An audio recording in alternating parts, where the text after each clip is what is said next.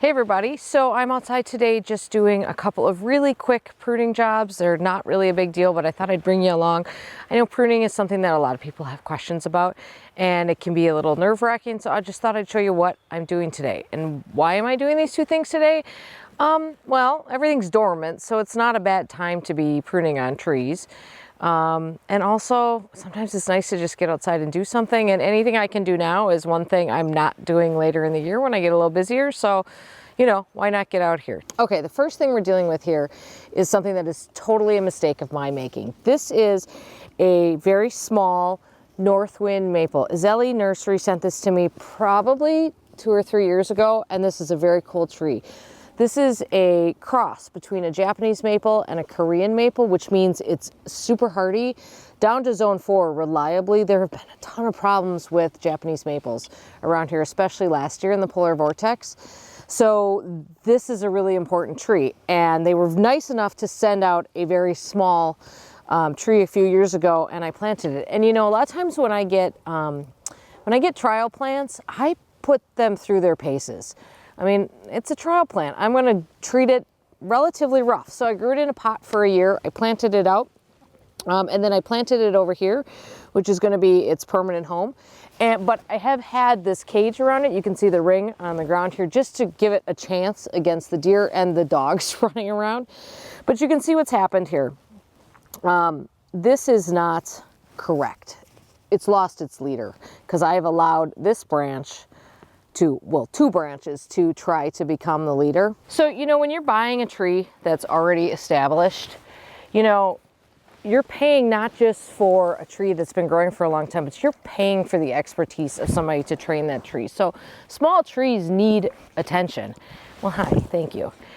And this one didn't get it because we've allowed this to happen. So, okay, thanks, Dorothy. So we need to pick one of these two. They can't both stay because this will not be a strong tree because it won't have a proper trunk. So I am going to pick this thicker one with better branching off of it, and I'm going to get rid of the other one. This is a tough cut to make, you guys. Now while I'm in here, I see there's another one low branching down here. I'm going to get rid of that, and I'm going to get rid of that. So that just made our tree look a lot smaller than it was, but it's better in the long run. Okay, now we're on to another tree that's had a bit of a rough go of it, but this time it's not my fault. This is a Goldspire ginkgo biloba. I bought this tree on sale from Song Sparrow Nursery many years ago, and it came in a pot about this big. Maybe, I want to say not as many years ago as you would think, but maybe like 6 years ago, and I just stuck it in the ground. And, you know, maybe I didn't site it exactly right, but things have changed in this garden since that time. So it was going okay, and then we had a tree removed from over here, and they dropped that tree right on top of it, and it lost its leader. So I grabbed a branch and started training it as the new leader, which is why this pole is here. Now I tried to get that leader disconnected from this spring, and it's starting to bend again. So I think I'm going to have to reinforce that and get that leader going the right direction again, because I do not want this tree to start going that way. But here's the other problem with this tree. First of all, I've never done anything to it. So there's a lot of crossing branches in here. Also, it's getting a little wider than I would like. It's getting exactly as wide as it's supposed to get, but because I sited this tree perhaps incorrectly based on what else has happened here since, I don't want it to be that wide. So I'm going to go in here, and we're going to, first thing we're going to do is take care of all the crossing branches, and then I'm going to nip back some things to try to contain the width of this tree a little bit and see how that works. Ginkgos take pretty well to pruning, so I think we'll be okay. I am not going to do anything about fixing this leader right now because the ground is frozen and I won't be able to get a taller post in there to help that problem. So the leader situation will stay for now, and in spring I'll have to come and bend this leader back up again to make sure this keeps going in the right direction. So if you look down here at the bottom, you can see where it broke off and where I essentially grabbed a branch and forced it to go upright to become the new leader.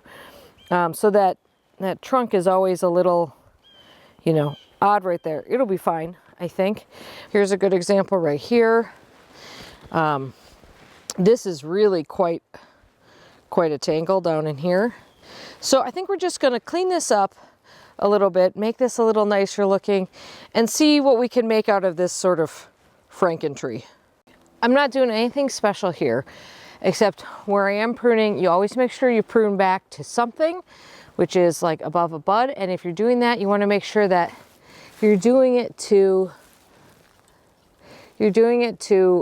a bud that is facing the direction you want the growth to go. So we don't want the growth to go inside the tree here. We want it to come out. So anytime I'm cutting off, not at like a joint of a branch, I'm doing it to make sure that that bud is facing outward.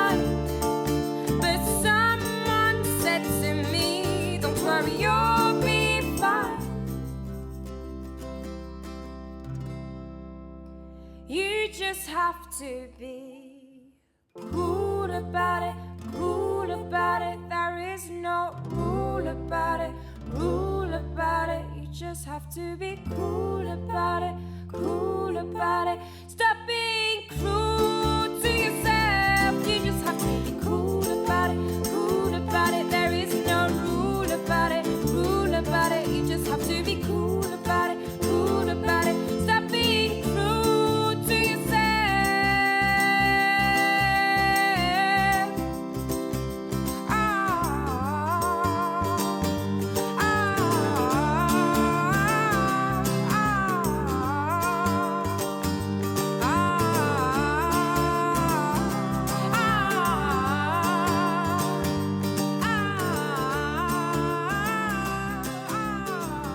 One thing that needs pruning, but I'm not pruning today, are these viburnums. This is Onondaga viburnum.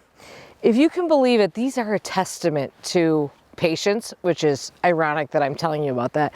I bought these as 3-inch plugs maybe 10 years ago, something like that, maybe even less, and put them in the ground, and they have grown up to these. I mean, this might be 10 feet, 9 feet tall. So tall that I tip over when I look up at them, but they're beautiful. They are, however, a touch taller than I would like, so they should get pruned. But these bloom in June and the flowers are fabulous. Actually, last year was the first year we've had a really good bloom on them.